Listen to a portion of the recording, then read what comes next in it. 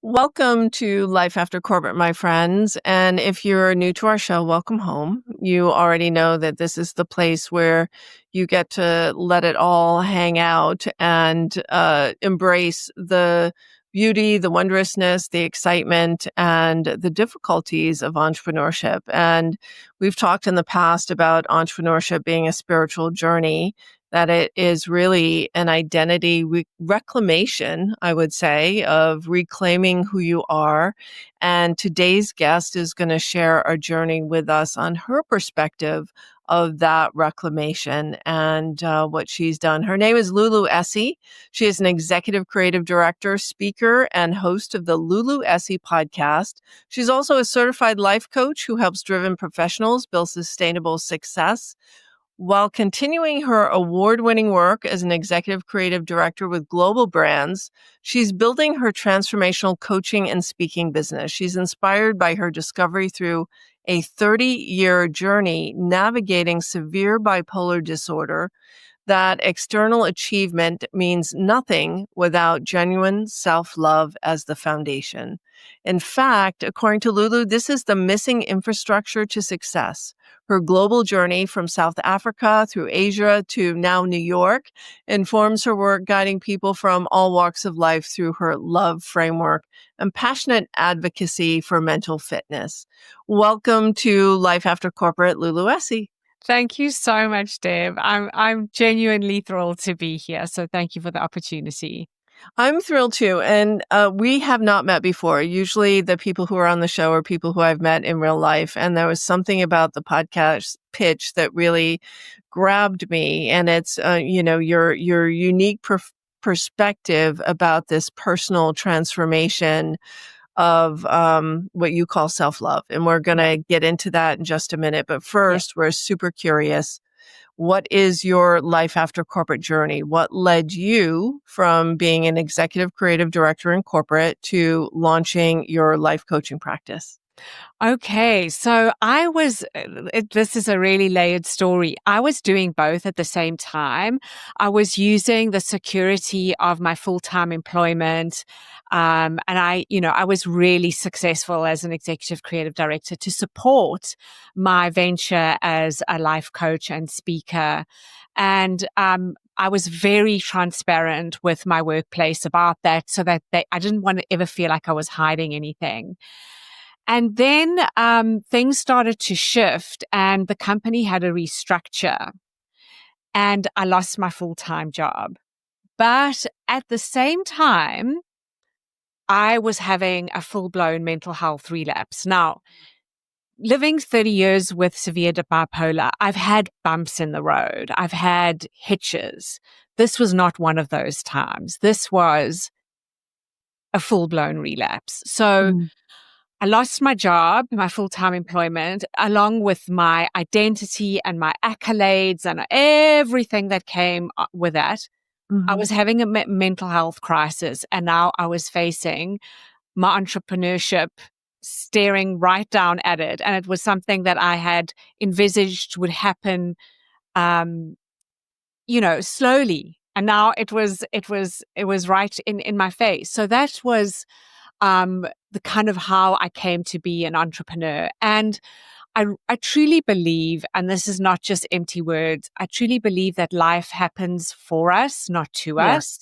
And actually more than that, I believe that life happens through us.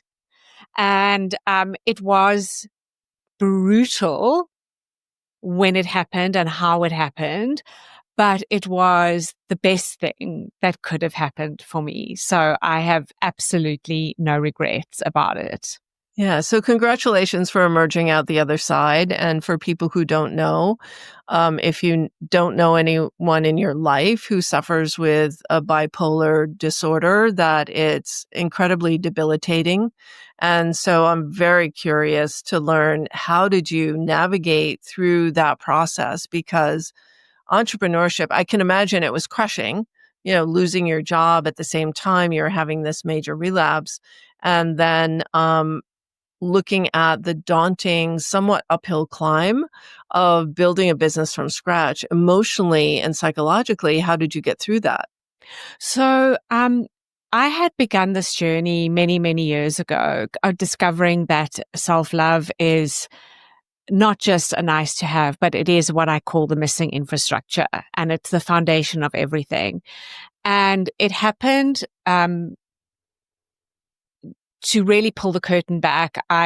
Part of my disorder involved self-harm, and there was an incident when I was in Hong Kong where that happened, and I had a moment where I realized I'm worth so much more than this. And it was a profound moment of self-compassion. Mm. So that's where the journeys really kind of started to take hold. And I started to look at, on the one hand, I have all these external awards and the titles and everything, but inside I feel empty and desolate. And I started to connect the dots. And that's how my self-love practice kind of began. And I call it a practice, Deb, because it's something that we work on every day. There's no graduation point. And then, of course, there's the realities of dealing with a mental health disorder. And for many, many years, I kept it a secret because I didn't feel like society at that time was ready. Mental illness was a very different landscape to what it is now. Now it's openly discussed. There's a lot less stigma. But when I was really climbing the corporate ladder, it was still very, very stigmatized. So it was like, how do I cope? And it was a combination of medication, different therapy modalities, and it was hard. It was ravaging. But once I connected that side of the treatment with the self-love, then things really started to flow. It's not like, it wasn't a magic wand. There's no such thing. But it started to really deliver the kind of results that I could feel on the inside, that weren't attached to what the world was telling me, but were attached to kind of how I felt about myself. I love this because, I think your story will resonate with a lot of people because whatever the reason is that we leave corporate, whether it's just burnout and I don't mean just burnout, whether Yes. it's, burnout or tragedy or other things happening in your life outside of you, the ability to look inward and find a new reservoir Yes. of strength and inner support is something that I think not all entrepreneurs go through, but Yes. those who really feel grounded or connected to entrepreneurship as a form of personal development and spiritual development um, come to, because I know a lot of people like us who really do feel that it's the beauty of the transformation in this change and the switch of identity. So I'm Yes. wondering, where was the seed? Where was the birth of that self-love? Did it come from putting yourself in an external environment? Was it like a Byron Katie moment when, she realized that, oh, when I believe my thoughts, I suffer. When I don't believe my thoughts, I don't suffer. Was it Yes. inside or something you experienced? Well, it was a combination of both. And so I always talk about the fact that I thought that there was something wrong with me because I didn't have an epiphany moment, a defining moment. I had several moments over the years that compounded. And when you read books and you hear stories of kind of teachers, they will talk about one defining moment. And there wasn't one. There were a series of defining moments that forced me in a way to look inward. The one in Hong Kong that I mentioned with the self-harm was, I think, the most profound moment. And, I think I would just want to say something about self-love so people don't get confused. I love the fact that you call entrepreneurship a spiritual journey because that really resonates with who I am. And I think, Brené Brown did so much and does so much amazing work on vulnerability, and she's made it acceptable in the cultural lexicon. We understand it. We embrace it more. Self-love is still something people actively repel. And Mm. there's a huge cringe factor around self-love. And I wanted to talk about that in relation to entrepreneurship, because people often think self-love is the reward for success, where it isn't. It's the foundation of success. And people also think that I have these goals, I have these revenue targets, I have an empire that I want to build. How is self-love? Give me strategies. Give me the 12 steps. How is self-love going to help me? And what I'm saying is those strategies, those steps are absolutely valuable. But when you start with self-love as the foundation, that the rest becomes sustainable. And it's not like you're building on quicksand, because because business success is going to fluctuate. Yeah. Your revenue is going to fluctuate. Your likes, your followers, your views, that's going to fluctuate. Your self-worth, your self-love is non-negotiable, and Yeah. it does not fluctuate. Yes. And it's sustaining. And it's so funny because so much of our love for ourselves is conditional.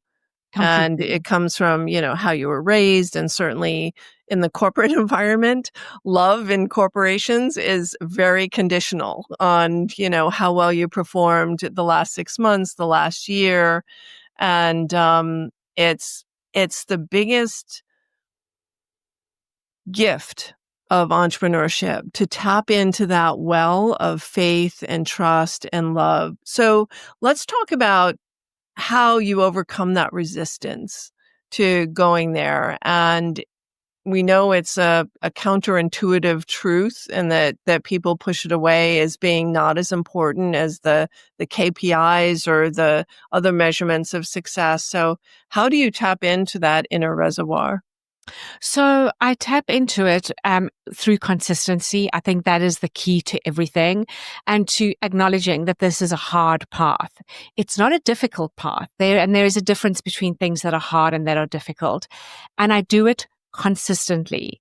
And I think consistency is the key there. I can't practice self-love on the days that I feel like it. It's easy to do it on the days where I've got the client and my views are amazing on social media. It's hard on the days where I feel like externally I'm failing.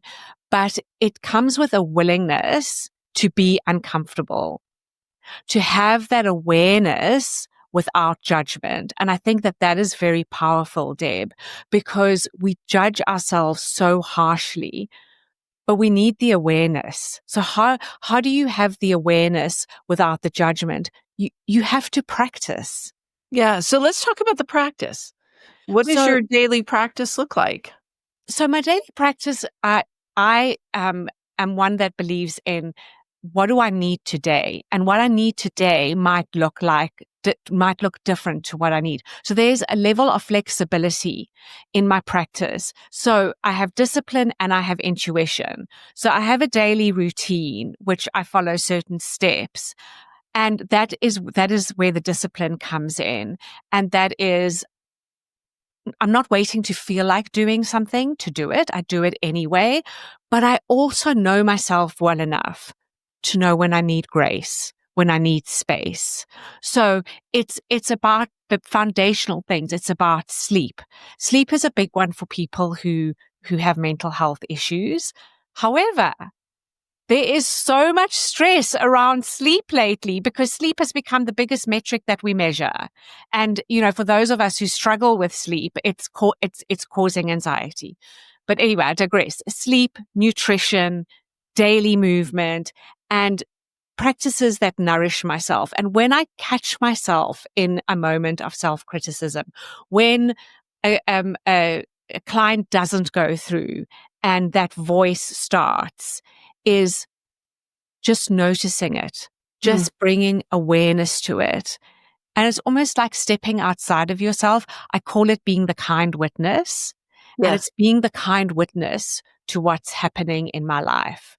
So And then I have various tools and frameworks that I use to help me. One of the most significant that I wanted to share with you is what I call the whole framework. And I developed this, and I think that this will be helpful to your listeners because this was my lifeline when I transitioned from corporate to full-time entrepreneurship. And basically, it's an acronym that I break down. And the starting with the W, it's worth comes from within, not external validation. So you don't tie your worth to metrics. And I think for entrepreneurs, it's what I said earlier: your success will fluctuate, your worth does not. Right. And then the H is for our humanity is what connects us beyond our titles and achievements. So it's about that willingness to show up messy. And, people talk about the messy middle. I'm not talking about that. Uh-uh. Life is messy beginning to end, and it's being comfortable in that messiness, and it's being your authentic self and having the courage to show up authentically. I've had podcasts where my podcast is unedited. So if I make a mistake or I mispronounce a word, it stays in there. And that's my way of sharing my humanity with my listeners. And then the O is openness to multiple identity sources creates resilience. So I think that's really important. We have an identity beyond our identities as entrepreneurs. So it's embracing the multiple sides of ourselves, and whatever those other identities may be, don't measure them or judge them. Embrace them, because that will give you the resilience you need when the business is not exactly where you'd like it to be. And then the L, and I love this one, Deb. L is legacy is about impact, not achievements. Oh, that is so good. Let's unpack that one just for a moment before we move on to E. Sure. Legacy versus achievements. Talk about that. Sure. Impact. So impact for me is and it's my mission in life is to impact at scale. I want to impact as many lives as possible. However, I know that I have impacted one life. And that to me is a legacy that I am proud of. And especially as entrepreneurs, our impact, we get the opportunity to impact lives on a daily basis. So what do we choose that impact to be? And the other thing is legacy is often associated with men. It's like male legacy, and it's like, no. It's legacy is about all of us. And it's about that legacy about how we leave people feeling. That's the impact that I'm talking about, beyond the business impact. Yes. Yeah. Like, what is that quote? Attribute to Maya Angelou. People Yes. will forget what you said. They'll always remember how you made them feel. Exactly. Yeah. Exactly. Yeah. And it's placing value on that, because the stock market can't take that away. AI can't take that away. And that's the other thing to think about is impact in a world of AI where, where we feel like our value is being diminished. We can still have an impact, a positive impact, a loving impact, a kind impact on those around us. And it's meaningful. Yes, we want the dollars and we want the KPIs to be met and all of those things. I'm not saying that we don't want that. I want that. So that's legacy, something that your revenue can't touch or change. And then E is engagement beyond work expands our identity. So engagement beyond our work life. And I think this is especially significant for entrepreneurs because there are no lines anymore. Your life becomes your work.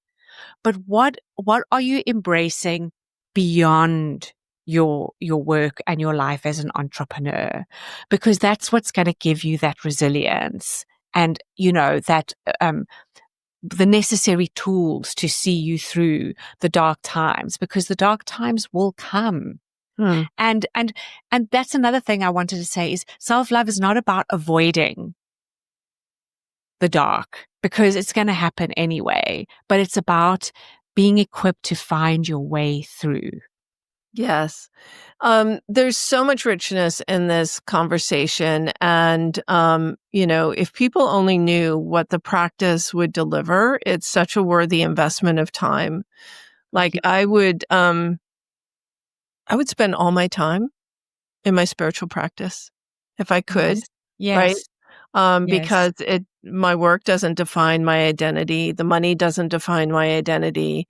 The passion, the legacy, the impact, that is part of my identity, part of my mission and purpose. But the play and the devotion to self-love and whatever, higher power, whether it's your higher self, source, whatever you call it, the universe, connecting to forces that are just bigger than your mind, Yes. is so vitally important because otherwise, you're just twisted in a web of thinking that most often doesn't serve you, certainly doesn't elevate your mood or your vibration. It's something that brings you down. So Completely. I love that you shared that. Completely. And Deb, I just wanted to just for those who are skeptical, say, let's think about this in terms of a global scale. Because Mhm. people can tend to think, and this kind of goes back to the cringe factor and that people find it repellent. Okay, that's fine in your quiet time when you're alone. But what about global impact? What about policy change? What about the geopolitical crisis that we're in Mhm. at the moment? You want to tell me to love myself when the world is burning? How's that going to Mhm. make a difference? Right. And it does make a difference because it gives you back your agency and your power. It's not going to give you the power to change policy. We are not in that position, but that does not mean we are completely helpless. Right. So it equips you to make a difference in your life. And when you make a difference in your own life, that has a ripple effect. Yes. And it's that ripple effect that can make a difference on a community level, on a relationship level, and eventually on a global level. So this is not just confined for the neat little spaces of personal development and self-growth. These ideas have impact on a global level. But people don't people don't want to go there because it makes them uncomfortable to have to look inside and take true accountability. Well, it gives you perspective because everything else is fear and scarcity based, right? Completely. So you cannot operate from a whole perspective if you're distracted by all the things happening in the outside world, all the catastrophes. I don't know how people survive who are focused on all of the things that are wrong. And yes, we make an impact, but we make a conscious impact through understanding where we can move the needle, where can we be of service, where can we contribute the most, and complaining about it, being afraid of it, fear mongering, scaring others about the doomsday scenarios are is not going to affect the future. Operating differently, coming from a different place and coming from a place of inspired wisdom is where you can make the most impact. And I Completely. know I know you have another framework, and I'm a framework lover, so thank you for bringing your frameworks to the Of conversation course. today. This one is called Love, Yes. and it is a practical tool for sustainable transformation. So tell us a little bit more about that. Absolutely. And you'll see that there's a thread through my frameworks. I can use different words, but in essence, it's the same. And one thing I do want to say about these frameworks, all of the tools that I offer my clients and I talk about on my podcast is make them your own. Don't follow them exactly as I've outlined them because your circumstances are unique. Your life is unique. And that's more important to me that you take these and absorb them and adjust them and make them your own. But coming back to the love framework. So, L stands for listen to your inner voice without judgment. And I've Yes. spoken about this, it's like that awareness, but not the judgment and the criticism.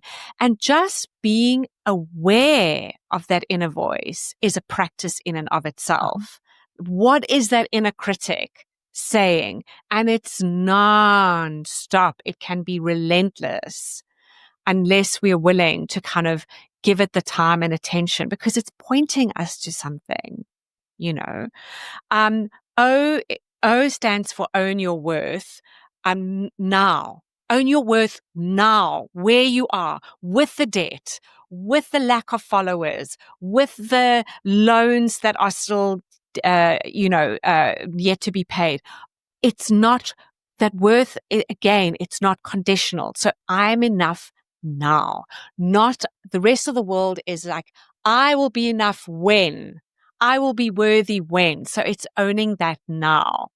The V is value your journey, even the messy parts, because we tend to place value on the good parts of our lives and forget about the lessons and the gifts that the hard times bring us. So it's really valuing, and it's about the uniqueness of our path. You know, I think we're so conditioned nowadays with social media and influencers that we get into comparison. My path needs to look like your path or so-and-so's path. No, it's different. The journey's different. So it's finding value and appreciation for that. And then E is something that I practice daily, and that's embracing imperfect action, you know.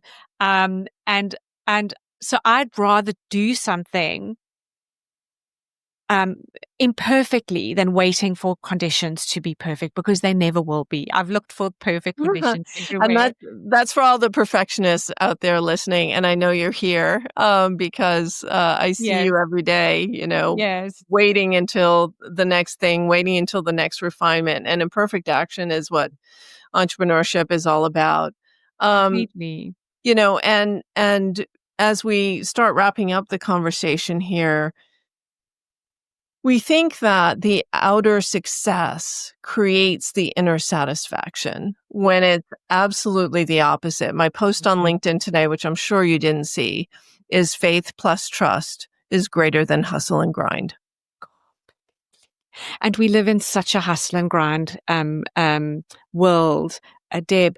But when you have the courage to find that worth within, and like I said, it's hard. It's Yeah. hard and it's a daily practice, but no one can take that away. And when your business dips, which it will, that that will stay with you and that will sustain you. That will give you that emotional resilience. So I wholeheartedly support what you've just said. And I'm looking forward to reading your LinkedIn post. I look forward to meeting you in person in New York one day. Thank you. Yeah, so it doesn't matter if you didn't close a client this month at all, or if you made $20,000 or $30,000 in revenue.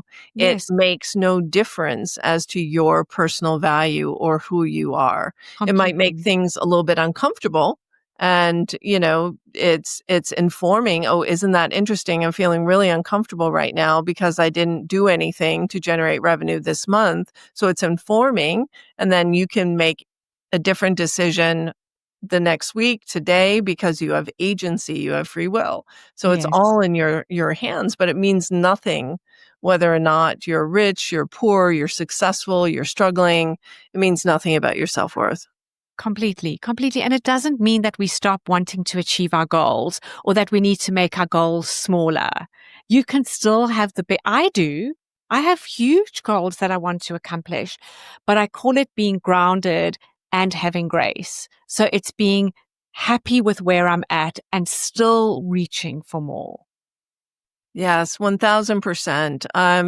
I'm so grateful for this conversation, Lulu. Really, it's been fun and inspiring to share this stage, to share the life after corporate stage with someone like you who really embodies that value of self-love over external acceptance and, adhering to other people's determinations of worth. And that is the trauma that we get in corporate. Our the we call them our family, right? Our corporate family, but it is not a family. It's a No, very it's not. dysfunctional family Yes. that is more punitive than than supportive. And Yes. so I want to appreciate and thank you for being so transparent and sharing your story with us today.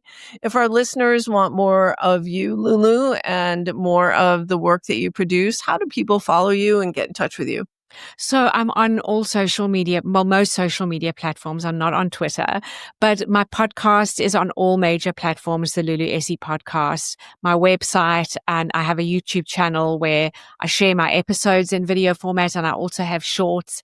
And you can always just send me an email, lulu@luluessie.com. It's very simple. I embrace it when people reach out. So yeah, there's Yeah. myriad ways. And we'll put all those links in the show notes. And Lulu, since you're in New York City, I'm adjacent to New York City. I really look forward to the opportunity of meeting with you in person and Likewise. determining more fun ways that we could play together in the same sandbox. I'd love that. I'd love that. And Deb, if I could just say one last thing before we wrap up. For people who have mental health issues, it's often a deterrent from embracing a life of entrepreneurship because it comes with a lot of stress. And stress is a big trigger for people who have severe mental health challenges. And I just want to say, I'm not a clinician. I've never claimed to be, but I know from my own personal experience, there's a way through. So don't let that scare you. There is a way through, and it's small steps. Small steps. I just got chills. I've got goosebumps on my arms right now. Thank you for sharing that, Lulu. Of course. And that wraps up this episode, my friends. Thank you for tuning in. Thank you for tuning in every single week. Thank you for sharing the podcast with your friends. And if you're new to our show, please take a moment, share with us what you loved about this episode. Follow Life After Corporate so that you never miss another conversation, and give us a rating and review. We so appreciate you. That's it for now, my friends. We'll see you next week.